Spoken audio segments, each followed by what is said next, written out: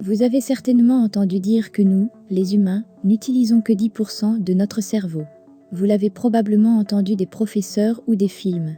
Mais, comme beaucoup de choses sur lesquelles l'école vous a menti, c'est un fait qui ne résiste certainement pas à la science réelle.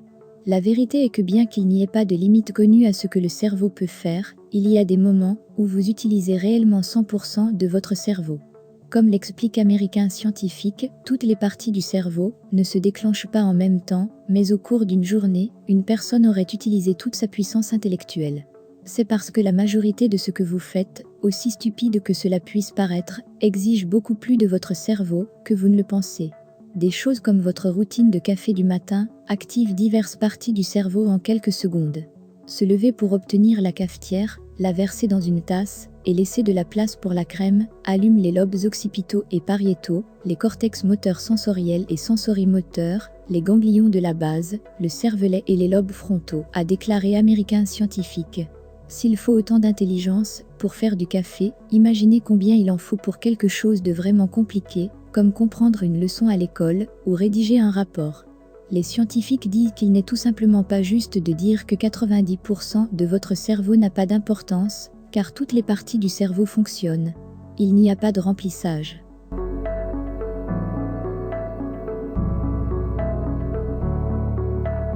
Mais d'où vient toute cette histoire de vous n'utilisez que 10% de votre cerveau ? Les chercheurs indiquent différentes sources du mythe, mais une source qui est souvent liée est le texte du psychologue William James, Les énergies des hommes, publié en 1907. Dans cet essai, James soutient que nous n'utilisons qu'une petite partie de nos ressources mentales et physiques possibles. Certaines personnes attribuent également cette idée à Albert Einstein, qui est tout simplement naturellement plus intelligent que nous autres. La psychologie aujourd'hui attribue également la création du mythe au neurochirurgien Will D. Penfield, qui a expérimenté la stimulation de certaines parties du cerveau pour traiter l'épilepsie. Le mythe a tellement gagné du terrain qu'une enquête de 2013 parrainée par la fondation Michael J. Fox pour la recherche sur la maladie de Parkinson a montré que 65% des Américains croient à cette affirmation. La culture pop joue également un rôle. Pensez à n'importe quel film qui implique des pouvoirs psychiques. La plupart d'entre eux expliquent le développement des capacités psychiques par l'exploitation d'un plus grand nombre de parties du cerveau. Aucun autre film n'a fait plus grand cas des 10% du cerveau que Lucy de 2014, un film que l'Atlantique a appelé l'esprit mal calculé. Dans ce film, Lucy, Scarlett Johansson, prend un médicament qui déverrouille en quelque sorte l'utilisation d'un plus grand nombre de zones de son cerveau. Elle commence à léviter, à lire dans les esprits, à contrôler les téléviseurs et, une fois qu'elle atteint 100%, elle se fond dans la conscience elle-même et entre dans un ordinateur. C'était un vrai film dans de vraies salles de cinéma, promis.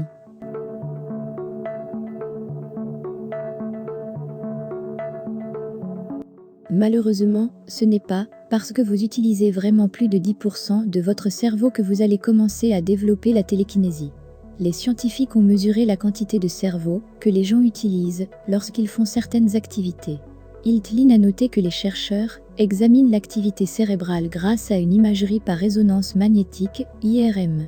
Ils demandent aux personnes à l'intérieur d'une IRM de regarder des photos ou de faire certains exercices, et ils étudient quelle partie du cerveau s'allume lors de l'exécution de ces fonctions. Il y a même un épisode de Mythbusters où ils ont testé le mythe des 10%. L'équipe Mythbusters a demandé aux gens d'accomplir des tâches mentales complexes, comme association de mots, exercice de mémoire, calcul, et ils ont constaté que les gens utilisent au moins 35% de leur cerveau pour effectuer ces activités. Ce sur quoi les scientifiques peuvent généralement convenir, c'est que nous ne comprenons pas encore pleinement le cerveau complet. American Scientific a déclaré que les chercheurs continuent d'étudier les différentes parties du cerveau pour comprendre la fonction de chacune.